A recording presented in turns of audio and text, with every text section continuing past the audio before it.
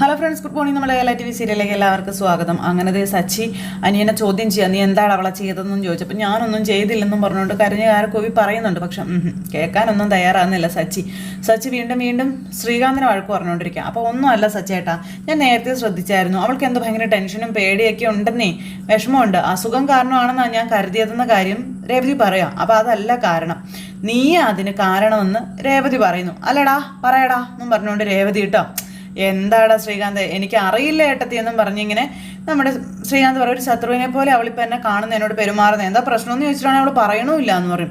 എടാ അടി വാങ്ങിക്കും നീ എന്നും പറഞ്ഞുകൊണ്ട് ഇങ്ങനെ നമ്മുടെ സച്ചി അന്നേരം ചെന്നു. രേവതി ഇവൻ്റെ അഭിനയം നോക്കിയേ, എടാ കാര്യം പറയടാ, അമ്മയാണെങ്കിൽ വല്ലപ്പോഴും വന്നിട്ട് പോകടാ, അച്ഛൻ ഇതുവരെ ഇങ്ങോട്ട് വന്നിട്ട് പോലും ഇല്ല, അവളെ നീ വിഷമിപ്പിക്കരുത് കേട്ടോ എന്നൊക്കെ പറഞ്ഞുകൊണ്ട് നമ്മുടെ സച്ചി, അവൾക്ക് ചോദിക്കാനും പറയാനും ആരും ഇല്ലാന്ന് നീ വിചാരിക്കേണ്ട, ഞങ്ങളുണ്ട് അവൾക്ക് കേട്ടോ എന്നൊക്കെ ശ്രീകാന്തിനോട് സച്ചി പറയാം. അവളുടെ ഏട്ടനും ഏട്ടത്തിയമ്മ ഈ നിൽക്കുന്നത് എന്നൊക്കെ പറഞ്ഞപ്പം എന്തൊരു കഷ്ടമോ ഇത്, ഞാൻ അതിന് അവളെ ഒന്നും പറഞ്ഞിട്ടില്ല, ഒന്നും ചെയ്തിട്ടുമില്ല, ഞാൻ പറയുന്നൊന്ന് വിശ്വസിക്കേണ്ട സച്ചേട്ടാ, ഞാൻ പറയുന്ന നേരാന്നേ, ഞാനൊന്നും ചെയ്തിട്ടില്ല. അപ്പോൾ എടാ പിന്നെ എന്തിനാടാ അവൾ നിന്റെ കഴുത്തിന് പിടിച്ചത്, അവൾക്ക് ഭ്രാന്ത്, അല്ലാണ്ട് പിന്നെ എന്തോന്ന്, അല്ലാണ്ട് ഞാൻ എന്താ പറയുന്നത്, എന്തൊക്കെയാ സച്ചിട്ട് ഇവൻ പറയണേ എന്നും പറഞ്ഞുകൊണ്ട് ശ്രീകാന്ത് ഭയങ്കര കരച്ചിൽ. ശ്രീകാന്ത് അവിടെ നിന്ന് പോയി കഴിഞ്ഞപ്പോഴത്തേക്കും പാവം ഭയങ്കര വിഷമമുണ്ട് അവന് എന്നും പറഞ്ഞ് ഇങ്ങനെ നിൽക്കുക. അപ്പോഴത്തേക്കും നമ്മുടെ സുധി അങ്ങോട്ടേക്ക് വന്നു. സച്ചിയോട് നീ ഒന്നിങ്ങ് വന്നേ എന്ന് പറഞ്ഞ് വിളിക്കുക. എന്തിനാ നീ ഇങ്ങോട്ട് പോടാ എന്ന് പറഞ്ഞ് പിടിച്ചുകൊണ്ട് പോകുക കേട്ടോ. അപ്പോൾ രേവതി ഇങ്ങനെ അവിടെ നിൽക്കുന്നു.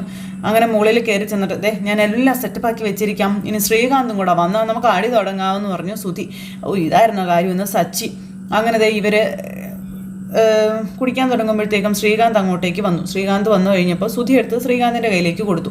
അതെ സച്ചേട്ടാ, ഞാൻ പറയുന്നു ഒന്ന് കേൾക്ക് സച്ചേട്ടാ, ഞാനൊരു തെറ്റും ചെയ്തിട്ടില്ല. ശ്രീകാന്ത് എനിക്കത് മനസ്സിലായടാ, നിന്നെ ഞങ്ങൾ എന്തൊക്കെയോ പറഞ്ഞു, ഞങ്ങൾ ക്ഷമിക്കാൻ പറഞ്ഞു സച്ചി, എന്നാലും അവൾ എൻ്റെ കഴുത്തിൽ പിടിച്ചത് കണ്ടില്ലേന്ന് ചോദിച്ചു. എടാ വിഷയം നീ വിട്ടുകളയടാ എന്ന് പറഞ്ഞു സച്ചി. ഞാൻ അവളോട് പിന്നെ സംസാരിക്കാം, അവളെ ഓക്കെ ആക്കാൻ പോരെ എന്ന് ചോദിച്ചു.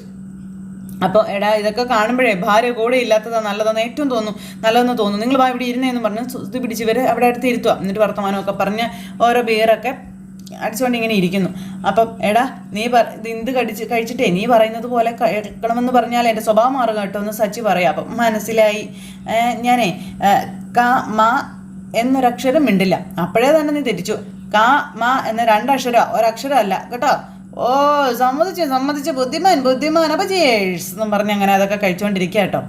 ആ സമയത്ത് നമ്മുടെ സുധി പാട്ട് പാടാൻ നോക്കുക. അയ്യോ ചേട്ടാ നോക്കിയേ എന്നും പറഞ്ഞുകൊണ്ട് ഇങ്ങനെ ശ്രീകാന്ത് എടാ മതി നിർത്തുന്നും പറഞ്ഞ് സച്ചി. കരയാനല്ല നമ്മളിങ്ങോട്ട് വന്നേ, എടാ പിന്നെ ഭാര്യയായിട്ട് അകന്ന് നിൽക്കുന്നവൻ ഏത് പാട്ടാണ് പാടേണ്ടതെന്ന് ചോദിച്ചു. അവൻ്റെ ഒരു ശോകഗാനം. അപ്പം എൻ്റെ പൊന്നു ശ്രുതിയേട്ടാ, ഞാൻ പലവട്ടം പറഞ്ഞിട്ടുള്ളത്, അപ്പോൾ ശ്രുതി അടുത്തേ കൂട്ടിക്കൊണ്ടുവരാൻ. അതൊന്നും പറ്റില്ലല്ലോ, അതിനിവൻ മൗനവ്രതം അവസാനിപ്പിക്കണ്ടേ എന്ന് സച്ചി. മൗനവ്രതമോ? അതെ, അമ്മയ്ക്ക് മുന്നിൽ നീ മൗനവ്രതത്തിലാണല്ലോ, അത് അവസാനിപ്പിക്കണ്ടേ എന്നാ ചോദിച്ചത്. അമ്മ എന്തു പറഞ്ഞാലും ഉരിയാടാതെ മിണ്ടാതെ അത് കേട്ടോണ്ട് നിൽക്കലാണല്ലോ നിന്റെ പതിവ്. നീ അമ്മയോട് വാതുറന്ന കാര്യം പറയടാ. എടാ ഞാൻ അമ്മയോട് എന്താടാ പറയേണ്ടത്, അത് നീ എന്നോടാണോടാ ചോദിക്കേണ്ടത്? അത് കൊള്ളാമല്ലോ. അപ്പോൾ സുയേട്ടാ, എൻ്റെ ഭാര്യയെ ഞാൻ കൂട്ടിക്കൊണ്ടുവരും, അമ്മ പ്രശ്നമൊന്നും ഉണ്ടാക്കരുതെന്ന് അമ്മയുടെ മുഖത്ത് നോക്കി അങ്ങ് പറയുന്നേ, അമ്മയെ കാര്യങ്ങൾ പറഞ്ഞങ്ങ് മനസ്സിലാക്കിയാൽ പോരേന്ന് ചോദിച്ചു. അപ്പം നമ്മുടെ അമ്മയല്ലേ, അമ്മയ്ക്ക് കാര്യമൊന്നും പറഞ്ഞാൽ മനസ്സിലാവത്തില്ല, എന്നാൽ പിന്നെ അമ്മയോട് പറയണ്ട. അപ്പോൾ ശ്രുതി അടുത്ത് പോയി കൂട്ടിക്കൊണ്ട് വരാൻ പറഞ്ഞു. അതൊന്നും ശരിയാവത്തില്ല, അമ്മയ്ക്ക് അതൊന്നും ഇഷ്ടപ്പെടത്തില്ല, എനിക്ക് ദേഷ്യം വരുന്നുണ്ട് കേട്ടോ സുധിയേട്ടാന്ന് പറഞ്ഞ് ശ്രീകാന്ത് വയലൻ്റായി. അമ്മ ഇവൻ്റെ അവളുടെയും കൈ പിടിച്ചു കൊടുക്കണം, എന്നിട്ട് എനിക്ക് സമ്മതമാണ്, നിങ്ങൾ രണ്ടുപേരും വീട്ടിലേക്ക് എഴുന്നള്ളിക്കോളൂ എന്നമ്മ പറയണം, എങ്കിലേ ഇവൻ പോയി കൂട്ടിക്കൊണ്ട് വരൂ അല്ലയാടാ എന്ന് സച്ചി. അപ്പോൾ അതെ അത് തന്നെയാണ് നേരം, എൻ്റെ ഏട്ടനായിപ്പോൾ അല്ലെങ്കിൽ ഇതുകൊണ്ട് എന്ന് പറഞ്ഞുകൊണ്ട് വീറൂപ്പ് എടുത്ത് എറിയാൻ നോക്കുമ്പോൾ വേണ്ട എന്ന് പറഞ്ഞു സുധി ഇങ്ങനെ നിൽക്കുക. എൻ്റെ പൊന്നേട്ടാ, ലൈഫിൽ അമ്മയും വേണം ഭാര്യയും വേണം, മനസ്സിലായോ? രണ്ടുപേരെയും ബാലൻസ് ചെയ്ത് കൊണ്ടുപോകാൻ ആദ്യം പഠിക്കാനായിട്ട് ശ്രീകാന്ത് പറഞ്ഞു കൊടുക്കുന്നു. ഒരാൾ പറയുന്നത് കേട്ട് മറ്റേ ആളെ ഉപേക്ഷിക്കാൻ പോകരുത്, പറഞ്ഞതെല്ലാം മനസ്സിലായോ? ഇവിടെ ഇപ്പോൾ തെറ്റിയാത്തതായിട്ട് ആരാ ഉള്ളത്? സുധിയേട്ടൻ വരെ തെറ്റില്ലേ എന്ന് ശ്രീകാന്ത് ചോദിച്ചു. കള്ളം പറഞ്ഞിട്ടില്ലേ എന്ന് ചോദിച്ചു. അപ്പോൾ അതെ നമ്മളോട് സച്ചി ഇങ്ങനെ ഇരിക്കാട്ടോ. കുറേ കാലം മുൻപേ ഒരു നീലിമ എന്ന് പറയുന്ന പെണ്ണിനെ കൊണ്ട് നടന്നില്ലായിരുന്നു എന്ന് ചോദിച്ചു. അങ്ങനെ കാര്യങ്ങളെല്ലാം ശ്രീകാന്ത് അങ്ങോട്ടും ഇങ്ങോട്ടും പറയാം. അപ്പോൾ ഏട്ടനോടുള്ള സ്നേഹം കൊണ്ടായിരിക്കും ഒരുപക്ഷെ ശ്രുതിയടുത്ത് ഇങ്ങനെയൊക്കെ ചെയ്തതെന്ന് ശ്രീകാന്ത് പറഞ്ഞപ്പോൾ, അത് ഇവനോടുള്ള സ്നേഹം കൊണ്ട് മാത്രമാണെന്ന് ഞാൻ ഒരിക്കലും പറയില്ല എന്ന് സച്ചി അന്നേരം പറഞ്ഞു. എന്തൊക്കെയോ കള്ളക്കളികളുണ്ടെന്ന് സച്ചി അന്നേരം പറഞ്ഞു. അത് വേറൊരു വശം ശരിയാണ്, പക്ഷെ ശ്രുതിയേട്ടത്തെ ഏട്ടൻ കൂട്ടിക്കൊണ്ട് വരണ്ട എന്നാണോ സച്ചിയേട്ടൻ പറയുന്നതെന്ന് ചോദിച്ചു. അല്ലടാ, അങ്ങനൊന്നും ഞാൻ പറയുന്നില്ല, അതൊന്നും പറയാനുള്ള അവകാശവും എനിക്കില്ല. ആ കാര്യത്തിൽ തീരുമാനം എടുക്കേണ്ടത് ഇവൻ മാത്രമാണെന്നും ഇവൻ്റെ ഇഷ്ടം പോലെ ഇവൻ എന്താണെന്ന് വെച്ചാൽ ചെയ്യട്ടെ എന്ന് സച്ചി പറഞ്ഞു. സുധിയേട്ടനെ ശ്രുതിയേട്ടത്തെ കൂട്ടിക്കൊണ്ട് വരണമെന്നുണ്ട്. ഏട്ടത്തെ ഒഴിവാക്കാൻ സുധിയേട്ടന് കഴിയുന്നുമില്ല. അപ്പോഴത്തേക്ക് സുധി നിന്ന് കരച്ചിലങ്ങ് തുടങ്ങി. അപ്പം എടാ അതെ അവളെന്നെ ചതിച്ചു എന്ന് പറഞ്ഞ് വീണ്ടും പറയാ, എന്നോട് കള്ളം പറഞ്ഞു പറഞ്ഞ് വീണ്ടും നിന്ന് കരഞ്ഞുകൊണ്ടിരിക്കുക. മിണ്ടായിരിക്കണം നിർത്തടാ എന്ന് പറഞ്ഞു. അവളിതെല്ലാം കാണിച്ചിട്ട് എൻ്റെ അമ്മയുടെ ചുമലിൽ കയറി അവൾ ചെവിയും കടിച്ചു പറിച്ചു എന്നൊക്കെ പറഞ്ഞുകൊണ്ട് ഇങ്ങനെ പറഞ്ഞു കൊടുക്കും ഇവരോട്. എടാ നമുക്ക് പോയാലോ എന്ന് സച്ചി ശ്രീകാന്തിനോട്. അപ്പം നമുക്ക് പോകാമെന്ന് പറഞ്ഞു ശ്രീകാന്ത്.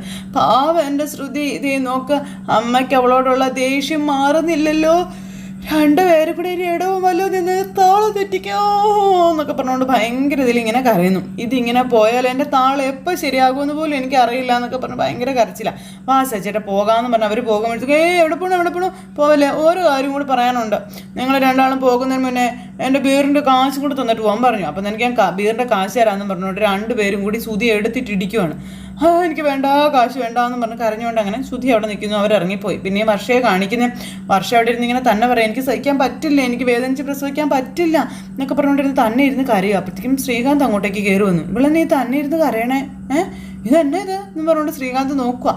അപ്പോൾ വർഷ ശ്രീകാന്തിനെ കണ്ടു, കണ്ണുനീരൊക്കെ തുടച്ചിട്ട് ഇങ്ങനെ ഇരിക്കുക. അപ്പോൾ നമ്മുടെ വർഷം, ഇവൾക്ക് എന്തോ സമനില തെറ്റിയിട്ടുണ്ട്, ഒരു ശത്രുവിനെ പോലെയാണ് ഇവളെന്നെ നോക്കുന്നത്, സംസാരിക്കാതിരിക്കുന്നതായിരിക്കും നല്ലത്, ഇവിടെ ഇവരുടെ കൂടെ കിടക്കുന്നത് അപകടമാ, പുറത്ത് കിടക്കാം എന്നും പറഞ്ഞിങ്ങനെ നമ്മുടെ ശ്രീകാന്ത് ഇറങ്ങി പോകാനായിട്ട് നോക്കുക കേട്ടോ.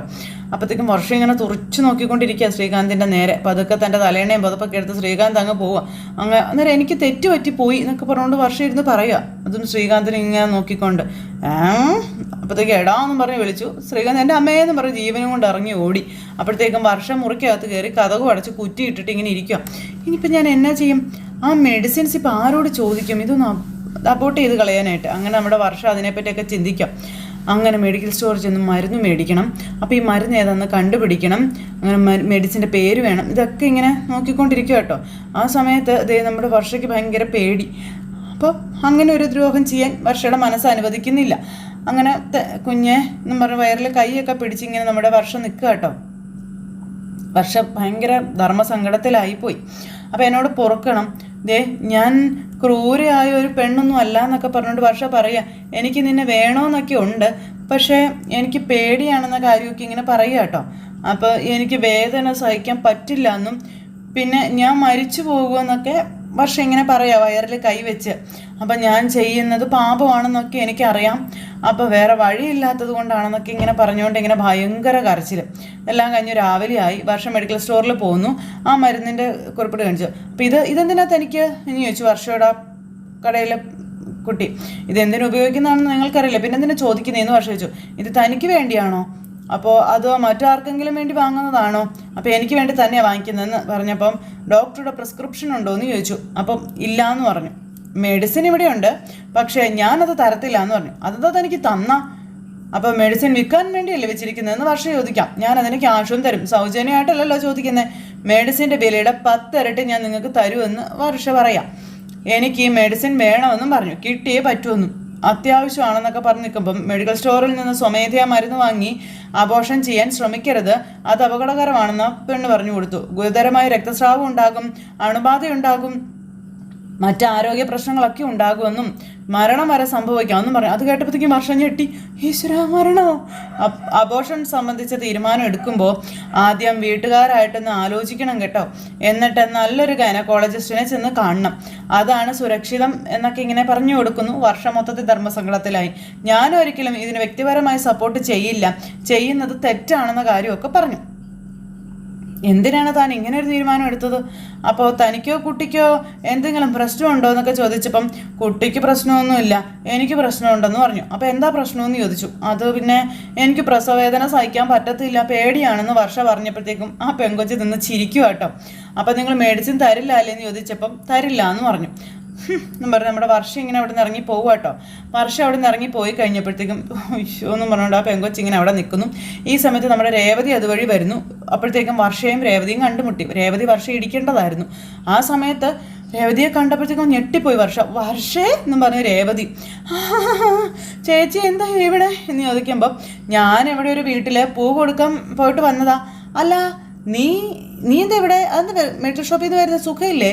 അപ്പോൾ എനിക്ക് അസുഖമൊന്നുമില്ല ചേച്ചി. എൻ്റെ കൂടെ വർക്ക് ചെയ്യുന്ന ഒരു ഫ്രണ്ടിന് ചെറിയൊരു പനി, സ്റ്റുഡിയോയിലേക്ക് വരുന്ന വഴി മെഡിസിൻ വാങ്ങിക്കണമെന്ന് അവൾ പറഞ്ഞു. അത് വാങ്ങിക്കാൻ വേണ്ടി കയറിയതാണെന്ന് വർഷ. അല്ല, നീ എന്തിനാ മെഡിസിൻ വാങ്ങാൻ വേണ്ടി ഇവിടെ വന്നേ? നിന്റെ സ്റ്റുഡിയോ സിറ്റിയിലല്ലേ? അവിടെ കുറേ മെഡിക്കൽ ഷോപ്പുകളുണ്ടല്ലോ. പിന്നെ ഇത് സ്റ്റുഡിയോയിലേക്ക് പോണ വഴിയല്ലല്ലോ. അത് പിന്നെ ചേച്ചി ഇവിടെ ഒരു ആർട്ടിസ്റ്റിൻ്റെ വീട്ടിലും കൂടെ പോകാനുണ്ടായിരുന്നു, അത് പോകാൻ ഇറങ്ങിയാൽ ഞാൻ പോട്ടെ ചേച്ചി, തിരക്കുണ്ടെന്ന് പറഞ്ഞു. വർഷം ഓടാൻ നോക്കുമ്പോൾ ഡി നിൽക്കവിടെ, നീ എന്തായാലും വണ്ടി കയറി, ഞാൻ കൊണ്ടാക്കാമെന്ന് പറഞ്ഞു. അയ്യോ അതൊന്നും വേണ്ട ചേച്ചി, ഞാനൊരു ഓട്ടോ പിടിച്ച് പോയിക്കോളാമെന്ന് പറഞ്ഞു. അല്ല, എനിക്ക് അവിടെയുള്ള 2-3 കടകളിലെ പൂ കൊടുക്കേണ്ടതിൻ്റെ കാശ് മേടിക്കാനുണ്ട്, നീ എന്തെങ്കിലും കയറാൻ പറഞ്ഞു. അയ്യോ ചേച്ചി ഞാൻ മറന്നുപോയി, എനിക്ക് അത്യാവശ്യമായിരുന്നു വീട്ടിൽ പോകണം, ഇന്ന് സ്റ്റുഡിയോയിലെ റെക്കോർഡിന് ബർത്ത്ഡേയാ. പിന്നെ ഞാൻ അദ്ദേഹത്തിന് ഒരു ഗിഫ്റ്റ് പോലും വാങ്ങിച്ച് എടുത്തില്ല. അതാണെങ്കിൽ വീട്ടിൽ വെച്ചേക്കാൻ ഞാനത് എടുത്തിട്ടേ സ്റ്റുഡിയോയിലോട്ട് പോയിക്കോളാവേ കേട്ടോ, ചേച്ചി ചെല്ലുന്നു പറഞ്ഞുകൊണ്ട് വർഷ പോകുന്നു. എന്നൊരു കാര്യം ചെയ്ത് വണ്ടി കയറി, ഞാൻ കൊണ്ടാക്കാൻ വീട്ടിൽ ചെല്ലുന്നു, ഗിഫ്റ്റ് എടുക്കുന്നു, നമ്മൾ സ്റ്റുഡിയോയിലേക്ക് പോകണു. എന്താ പോരെ, ഞാൻ പൊക്കോളാന്ന് പറഞ്ഞില്ലേ എന്ന് പറഞ്ഞുകൊണ്ട് വർഷ ദേഷ്യപ്പെട്ടു. അപ്പോൾ ഞാനൊരു ഓട്ടോ പിടിച്ച് പൊക്കോളാം ചേച്ചി, സമയം കളത് പോകാൻ നോക്കുക എന്ന് പറഞ്ഞുകൊണ്ട് വർഷ അവിടെ നിന്ന് അങ്ങോട്ട് പോകണു. അപ്പോൾ രേവതിക്ക് ആകെ സംശയം, ഇവൾ എന്നെ ഇങ്ങനെ പെരുമാറേണ്ട കാര്യം എന്താ എന്നൊരിത്. ആ സമയത്ത് പിന്നെ കാണിക്കുന്നത് രവിയേട്ടനെ കേട്ടോ. രവിയേട്ടൻ ഇങ്ങനെ അവിടെ ഇരിക്കുന്നു. അപ്പോഴേക്കും ഇതേ ഒരു കോളിംഗ് ബെല്ലിൻ്റെ ശബ്ദം. ചെന്ന് വാതിൽ തുറന്നപ്പോൾ വേറെ ആരുമല്ല, ഭാമ. ഇതാര് ഭാമേ, വാ ഭാമേ, ഇരിക്കും ഭാമേ എന്ന് പറഞ്ഞു.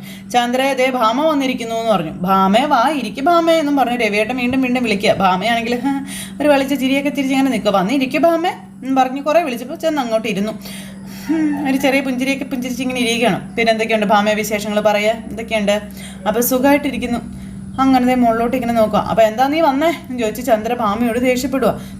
അത് പിന്നെ ചന്ദ്രേ അതെ എന്നും പറഞ്ഞിങ്ങനെ നിൽക്കുക കേട്ടോ. എന്താടി, എന്താ കാര്യം? അത് പിന്നെ എന്നും പറഞ്ഞുകൊണ്ട് ഇങ്ങനെ നിൽക്കുക. അപ്പോൾ രവിയേട്ടൻ അവിടെ ഇരിപ്പുണ്ടല്ലോ. നീ കാര്യം എന്താണെന്ന് വെച്ചാൽ പറ എന്ന് ഭാമ. ഞാൻ ചുമ്മാ ഇങ്ങോട്ട് ഇറങ്ങിയതാണെന്ന് പറഞ്ഞു. അപ്പോൾ രവിയേട്ടൻ ഇങ്ങനെ നോക്കുക കേട്ടോ, രണ്ടിനും എന്താ കള്ളക്കളിയുണ്ട്. അപ്പോൾ നമുക്കേ മുറിയിലിരുന്ന് സംസാരിക്കാം, നീ വാ എന്നും പറഞ്ഞ് അങ്ങനെ ഭാമയും ചന്ദ്രയും കൂടെ കയറി പോകണം. അപ്പോൾ നിങ്ങൾ സംസാരിക്കുക, ഞാൻ പൊക്കോളാമെന്ന് പറഞ്ഞു. രവിയേട്ടൻ എന്നിട്ട് അവിടെ നിന്ന് പോയി. നിങ്ങളിനി മുറിയിലേക്ക് പോകണ്ടെന്ന് പറഞ്ഞു. അപ്പോഴത്തേക്കും നീ വാ, നമുക്ക് വെളിയിൽ പോയി സംസാരിക്കാം, നീ വാ ഇങ്ങോട്ടെന്ന് പറഞ്ഞ് ചന്ദ്ര ഭാമയും കൂട്ടിക്കൊണ്ട് അവിടെ ഉമ്മറത്തേക്ക് പോയി. എന്താ നിനക്ക് ഇത്ര പറയാനുള്ളതെന്ന് ചോദിച്ചു. സുധി കടയിൽ പോയായിരുന്നോ? ഇല്ല, അവൻ മുറിയിലുണ്ടല്ലോ. എങ്കിലേ ഈ ഏലസ് നീ അവൻ്റെ കയ്യിൽ കെട്ടിക്കൊടുക്കാൻ പറഞ്ഞു ഭാമ. അവന് ഗുണമുണ്ടാകുമെന്ന് പറഞ്ഞു. ഇനിയും എന്തിനാ, അവൻ ഏലസ് അവൻ്റെ കയ്യിൽ കെട്ടിയിട്ടുണ്ടല്ലോ, നീ ഇത് മറ്റേ കയ്യിലും കൂടെ കെട്ടിക്കൊടുക്കാൻ പറഞ്ഞു ഭാമ. ഇത് നേരത്തെ കെടുത്തതിനേക്കാളും ശക്തിയുള്ള ഏലസാണെന്ന് ഭാമ. അപ്പം നീ കണ്ടോ, ഇത് കെട്ടിക്കൊടുത്താൽ 3-4 ദിവസത്തിനകം ശ്രുതിയും എന്നേക്കുമായി അകലുമെന്ന് പറഞ്ഞു. ആണോ?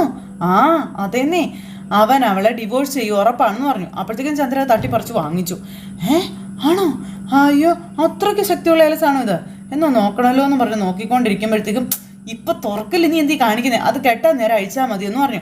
നിനക്കിത് എവിടുന്നാണ് കിട്ടിയെന്ന് ചോദിച്ചപ്പം അത് പിന്നെ ഞാൻ ക്ഷേത്രത്തിൽ തൊഴാൻ പോയപ്പോഴേ അവിടെ ഒരു സ്വാമിയെ കണ്ടു, അദ്ദേഹം ജപിച്ചു തന്ന ഏലസായതെന്നും 2 മണിക്കൂർ ക്യൂ നിന്നിട്ടാണ് എനിക്കിത് കിട്ടിയതെന്നും പറയുക ഭാമ. അത്രയ്ക്ക് തിരക്കായിരുന്നു അവിടെയെന്നും. അപ്പോഴത്തേക്കും ചന്ദ്രയ്ക്ക് ഭയങ്കര സന്തോഷം.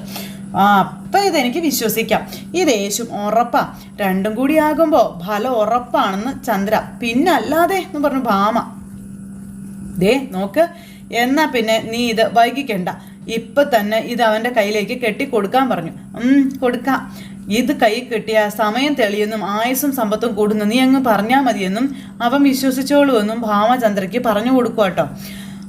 എന്നാൽ പിന്നെ ഞാൻ ഇറങ്ങുവാണേ എന്നും പറഞ്ഞിങ്ങനെ നമ്മുടെ ഭാമ ജീവനും കൊണ്ട് ഇറങ്ങി ഓടി. ചന്ദ്രയുടെ കയ്യിൽ ഇതും കൊടുത്തിട്ട് ഇറങ്ങിയ ഭാമയെ പിടിച്ച് നിർത്തിയിട്ട്, എന്താ ഭാമ നീ അവിടെ നിന്നേന്ന് പറഞ്ഞു. അപ്പോൾ എന്താ ചന്ദ്രേ, നിന്നെപ്പോലെ ഒരു കൂട്ടുകാരിയെ കിട്ടി ഞാൻ ഭാഗ്യവതിയാണെന്ന് ചന്ദ്ര. അതെ, ഇതിന് പകരം നിനക്ക് ഞാൻ നല്ലൊരു സമ്മാനം തരുന്നുണ്ടെന്ന് ചന്ദ്ര. അതും പറഞ്ഞ് ചന്ദ്ര അകത്തേക്ക് കയറി പോയി. ഭാമ ഇങ്ങനെ സത്യം പറഞ്ഞ അവൾ എനിക്ക് നല്ല സമ്മാനം തരും ചന്ദ്രേ, നീ പറഞ്ഞ് നിന്റെ കൂട്ടുകാരി നിന്നെ ചതിക്കുക എന്നും പറഞ്ഞുകൊണ്ട് ഇങ്ങനെ അവിടെ നിൽക്കുക കേട്ടോ. എനിക്ക് വേറെ വഴിയില്ലാത്തതുകൊണ്ടാണ് ചന്ദ്രേ, സഹായിച്ചില്ലെങ്കിൽ ആ പെണ്ണെൻ്റെ വീട്ടിൽ കയറി കെട്ടി തൂങ്ങി മരിക്കും. എൻ്റെ ഈശ്വര, ഞാൻ എന്ത് ചെയ്യും? 2 ഏലസിൽ ഏതിനാണാവോ ശക്തി കൂടുതൽ? ദൈവമേ, മകൻ അമ്മയെ വെറുക്കുമോ ഭർത്താവ് ഭാര്യയെ വെറുക്കുമോ എന്ന് കണ്ടറിയാമെന്നും പറഞ്ഞുകൊണ്ട് ഇങ്ങനെ പറയാം കേട്ടോ.